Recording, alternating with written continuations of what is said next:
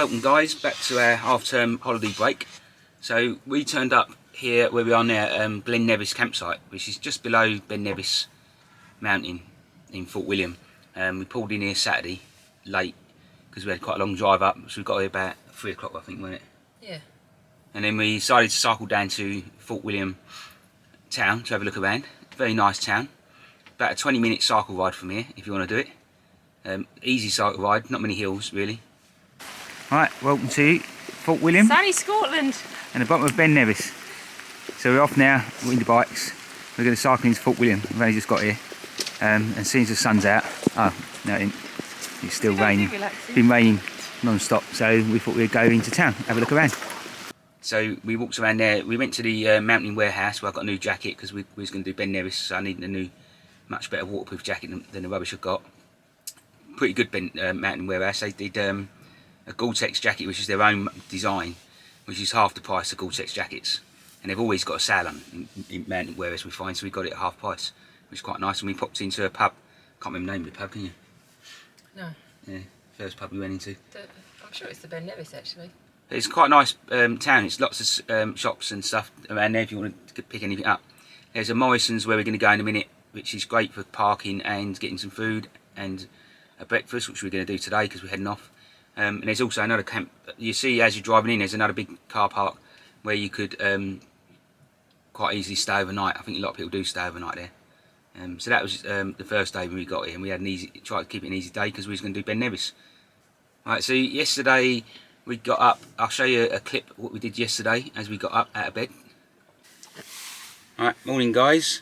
Morning. So today we're doing Ben Nevis. It's very early in the morning and it's dark outside. The sun's only just coming up, so we're all kitted up ready to go. It is October, so there's no guarantee of peak success because the weather last night was heavy rain and heavy winds, and had a weather warning for the rain yesterday. But apparently today it's supposed to be better, so we'll see how it gets on. First time doing this sort of peak as well. Snow down here was alright, but this one's supposed to be a lot more of a challenge. We'll take our time, take lots of stops, and if it looks like safety's coming priority, then we're going to turn back. Yeah, if it turns out the weather's bad as what the other guy said yesterday with howls and vertical rain, then we'll probably turn back because we don't want to get trapped on top of a mountain. But we'll see how we get on. Step by step. We'll see it, show you how we get on as we go along. Right, so we're just down here at the visitor centre. As you can see in the background, there's toilets here. So this is where the walk starts, and just behind us is the bridge, and that's what we'll be going across now to start our walk up to one of the highest mountains in the UK. It's very exciting, isn't it? You can see the river flowing down there. You can see it, how much rain there was last night. So I think it's going to be quite wet up there. And there's a few streams we've got to get across, so we'll see how we get on with that. It's very mild though, isn't it? Look, there's a bit of blue sky. Wouldn't that be nice? Right, so we'll be about just over 1k up, and the views are quite good at the moment. We can see our campsite down the bottom. Lucky the rain stopped, so we've got some good views, which we hope to stay like this all the way up. There in the background there is the campsite that we're staying at. So as you can see, we're doing Ben Nevis yesterday. Bit of a challenge that Loretta's always wanted to do, so she's dragged me up here to do it for the day. Probably one of the hardest things we've ever done walking wise. Very difficult coming down, I found. You found it more difficult going up, didn't you, than going down? Oh, it's not so much the hill or the steepness, it's just that it was complete rocky paths. It was like somebody just thrown a load of rocks down a path and you had to walk up and down them. That was a difficult thing, wasn't it? Yeah. It felt like you couldn't really look at the views because you were forever looking at the ground, just watching where your feet are going so you don't trip. So hopefully, I mean, hopefully I can show you some of the video clips of what we did. We didn't do too many. I didn't want to keep stopping. We kept going because the weather was quite bad, especially at the top. But like Loretta said, the paths, when you get to some points, they're just not paths really. They're just loads of rocks and boulders. So you're clumsily climbing across stuff a lot.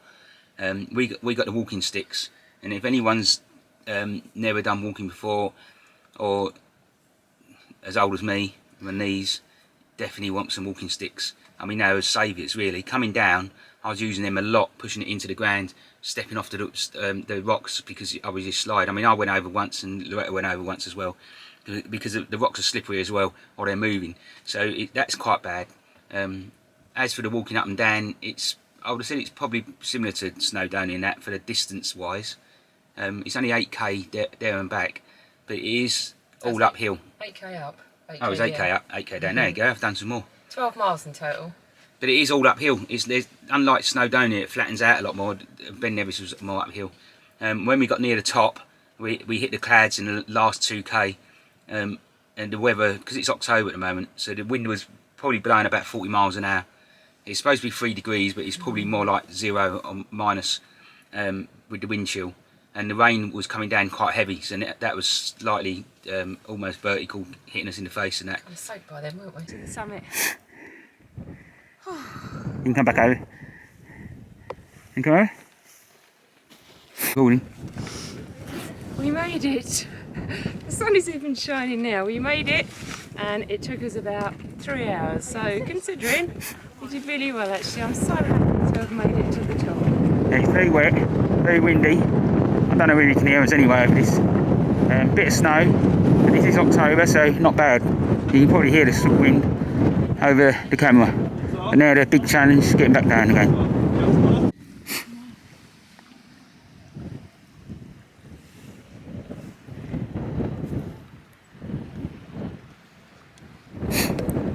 So we're almost probably a third of the way down.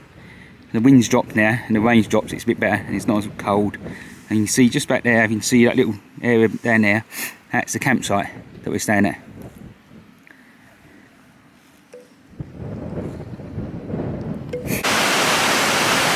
So apparently when you get to this waterfall, this is the halfway point as you're coming up. This is the biggest one you'll have to cross.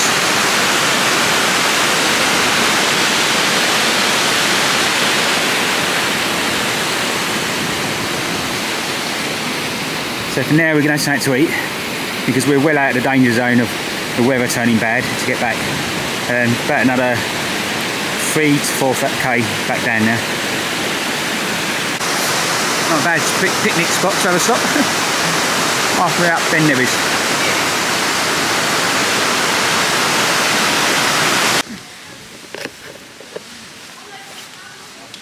So we made it. We've got our medals. Survived Ben Nevis in October. Very hard, wasn't it? So we're going to head back to site now, have a good deserved shower and a pint of beer, which I think I deserve now. So when you get to the top, you follow the cairns around, and that gives you the guidance to get around. And we could only just about see each one, so the visibility was dropping quite bad. Like stone boulders, aren't they? Yeah. So from that point on, we use the GPS on the phones more, and if you need a map as well, you can get compass bearings. If you get into that point at the top of Ben Nevis, if you've never done anything like that, you really do rely on your GPS or map reading, because if it got any further with the visibility coming back down, you could easily get lost walking around the top if you can't see much more than the length of this van in front of you. And there's some quite dangerous gullies up there as well. Yeah, you've got to look out for. Yeah. So I mean, I wouldn't go up there if it's snowing. It's quite, unless you're more experienced than if you are, you know what you're doing. I wouldn't trust it when it's snow, because we ain't that experienced in mountain climbing. We just found one patch of snow, didn't we? Yeah. One very small patch of snow. And if the weather drops, the visibility dropped too much, or the temperature drops, because we was doing all right with what we was wearing. We had about, because I've got Helliants and thermals, and we had about 3 layers of clothing on, and the waterproof bottoms and tops and stuff. We got proper height boots. We did see people going out with trainers and shorts. You're not going to get to the top of the trainer in shorts easily. Not October. And then getting to the top is only the halfway point, where everyone says that's only the halfway. The hardest bit then is getting down safely. And I found that getting down was just as hard as getting up. But we did it in the end, and we got our medals. So we've done Ben Nevis. Never going to do it again. Probably won't do any more mountains anymore, because it does knacker your legs out the next day. So it's an achievement, isn't it? Yeah, it's an achievement. That was exactly what it was. And we're really, really happy we've done it. Especially in October, we didn't know whether we'd get the chance to do it or not, because it was really touch and go with the weather. And today seems to be worse, so we picked the right day, really. Yeah. And so we stayed here at Glen Nevis campsite. So I'll show you a little wander around here. It's a lovely site. Got the best thing about this is when you're doing something like Ben Nevis, you can come back down, have a long shower, and make yourself feel normal a bit. It's got all hard standing electric hookups on most of the pictures that we've seen. A service point for the van, which you normally get on these big sites. The views are amazing, aren't they? Yeah, we're surrounded by mountains. Toilets and showers, like I say, are really good. We went to the Glen Nevis restaurant, I think it is, which is part of this site last night, which is good because it's close to us. We didn't have to walk into town or anything, which has been hard work. About a 10-minute walk, isn't it? Yes, you can go through the site. You can actually go through the site to get to there, although the restaurant they didn't remember that in reception. But the food there is good. It's a bit like a Harvester or any chain sort of place. It's not a top class restaurant, but for burger and chips when you're knackered after doing Ben Nevis, it's perfect really. And a few pints of beer. It's come to the end of the season now. Everything closes in 2 weeks around here now. The campsite and the restaurant, so things are running down a little bit in food wise. Yes, it's a lovely little site. It's a good location for doing the steam train if you want to do that, which is the Harry Potter steam train. You've got Fort William, a couple of minutes cycle ride, where you can get a boat around the lock, and the shops around there as well. It's good for the mountain climbing, like Ben Nevis or any other smaller mountains around here, walking and stuff. So it's a lovely location, easy access with the van, getting in here. And if you've got big caravans coming up here, you're easily going to get in this place. And it's very quiet, peaceful campsite. I highly recommend it like this. It's the best location for doing Ben Nevis. It's literally just down the road to the visitor centre. You can walk from here to the visitor centre less than 5 minutes, isn't it? Yeah, and otherwise you've got to park. And you're starting, otherwise you've got, like you've got to park there. And it's £10 each for the day. So it's a lot of money. This is ideal really to get into there. There is some free stopovers up this road that you could stay at, but you've got no showers and toilets then. So if you're doing Ben Nevis, you probably want to have a shower when you come back down.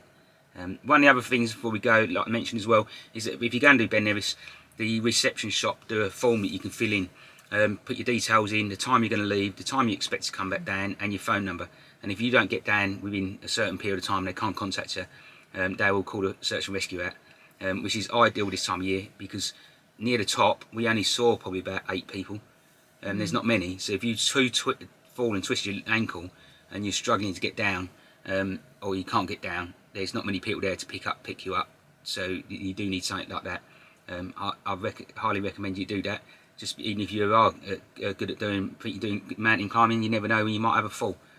Slip on one of them rocks and bang your head, and you're going to need search and rescue to bring you down. So that's pretty it for this vlog. We're moving on today.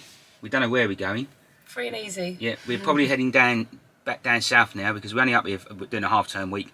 So we're going to head back down. We're hopefully going to head into Yorkshire and maybe the Peak Districts and stuff. So we've got a few other places we're going to stop. See where the road takes us. Yeah, and I'll do them on separate vlogs because, and if we can see some stopovers on the way down, I'll do separate vlogs on them with the names of the stopovers. Purely because the way my site, my vlog YouTube works, is people can search the location so they can see what it looks like. And that's one of the reasons why we're showing you around the site here. It's more about showing you what you can do if you come here. My website link will be below, and in that link will be the View Ranger walk that we did, the route into Fort William, and any pubs and that we found, or places like the steam railway. I'll put links and that all to that. So if you go to that website link below, it give you most of the stuff that you can do in this area. Saves you looking it all up on Google. So hope you enjoyed it. Please give us a thumbs up and subscribe, and we'll see you again in about a day's time.